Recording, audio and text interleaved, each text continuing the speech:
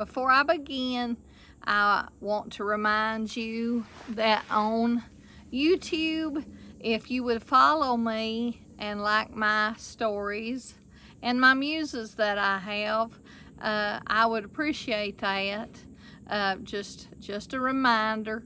I'm gonna get started with this story. This is a true story. I don't know if I would call it spooky. It was kind of scary, I guess, because I didn't know who the person was, but it was someone on our property back when I was a teenager. And I lived in an old 2-story house, Mom and I and Dad. And Dad, as I always talk about, he was going coon hunting. And so Mom and I were left there alone, and he had the only gun that we had in the house at that time with him. So we were left without anything, and Mom, she was always, when I was growing up, I was kind of scared of the dark. And so she was the only brave one in the home at the time, I reckon. And so the way the house was made out, where it was so old, the bathroom was attached over to the side of the kitchen. So you had to go through this big old kitchen that had windows all over the one side and all over the other side, and they were right at ground level. So anybody could just be standing at the window looking in on you. And that always freaked me out, because I don't bother me too bad now, but I did not like the dark at all. And I was an only child, so I don't know if I guess I didn't go out a whole lot at night and stuff. But anyway, my daddy was a bus driver, and we did have an outside light, and it was right above where he parked the bus. So I always was, every evening before it was time to go to bed, I would wash my face again. You know, I'd go to the bathroom, do all that stuff, brush my teeth.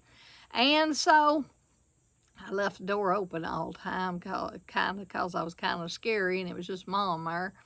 And I looked out that window because you could see, because there was a light, you know. You kind of see, and I flashed. I was just looking in general up through there because I was creepy anyways. This stuff creeped me out. And I saw somebody standing by the bus. And that was just for a second or two. And I thought, shortly, because I looked again and I didn't see nobody. And I hollered at Mom. Mom knew I was afraid of the dark, and I was chicken and stuff. And I said, Mom, I said, hey, somebody up there at the school bus. And so to pacify me, she came on in through the kitchen and into the bathroom, said, sure, there ain't nobody out there. She sort of looked. There ain't nobody up there at that bus. And I said, Mom, I swear I saw somebody. Well, what we did, so she walked back through the kitchen with me as we were going back to that big old living room.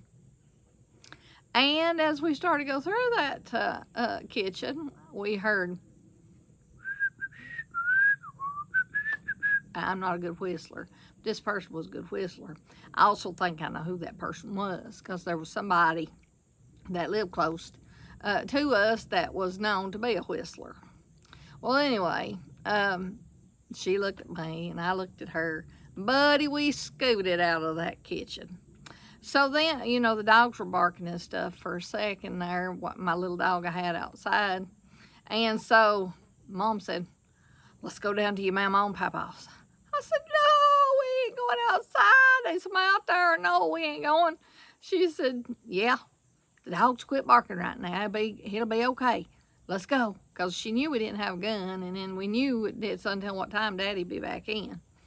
So she was awful brave all the time. So here we go. She grabbed her keys and her purse, and out that door we went. And buddy, we ran to that vehicle. And we went down to my mom and papa's for quite a while. I think we came back, Dad was back, and he said, well, where in the world you all been? And so we told him the story of the whistler. And he just, you know, he didn't know what to quite think about that. It was like, are you sure you heard someone and seen somebody? I said, yes, I knew I seen someone. And then whenever we were walking through that kitchen and heard that person whistling, Now that freaked us out, you know. So anyway, I was probably 16, 15 or 16 at that time, and it was a pretty memorable thing. I remember it well. I was scared that day. And anyway, I'll have you another story in a day or so.